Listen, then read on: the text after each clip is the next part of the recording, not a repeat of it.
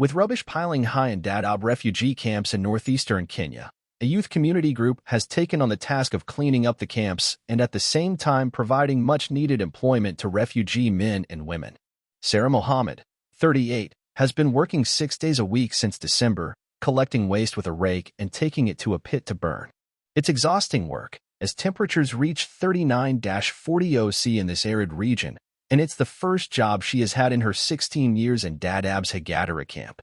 As a mother of 11 children, and her husband aged 70 and blind, Sarah's motivation is to provide a decent living for her family, as aid distributions have dwindled. She earns $38 from the cleaning job, which supplements the 6,890 Kenya shillings, less than $50, cash aid and 26 kilograms of maize and lentils provided by UN agencies per month. I can now buy flour and other foodstuffs, including meat. I buy my youngest child milk as well. His father is elderly, so I also buy uniforms and books for the other children, she said. However, walking 10 kilometers a day in the scorching sun raking trash is easier to bear than the insults she receives from other camp residents for the important job she is doing. My children in school say that other children bully them because their mother collects garbage, and they tell me to stop my work. I tell them if I stopped working I wouldn't be able to provide them with books and pens, she said. Although her 8 children have free primary and secondary education, she has to buy their school materials and uniform. Sarah and her family were displaced from Jamame, Lower Juba in 2008, where they owned an 8-hectare farm that they were driven off by insecurity in the area. Mohammed Ahmed Ade also picked up a camp cleaning job in December after being unemployed for a year. The $38, though little, helps his family to enjoy 3 meals. It has helped me a lot. I raised my children alone after my wife died.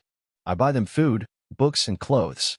I would want to get more income, of course, since there are challenges in the refugee camp, he said. Mohammed used to collect and sell firewood, making $80 to $100 a month until his donkey died in January 2023.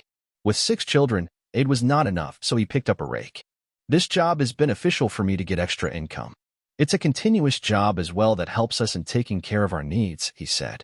He is saving $10 from his work every month, hoping to buy a donkey to resume his firewood business. He and his family fled Kismayo when Al-Shabaab took control of the city in 2009.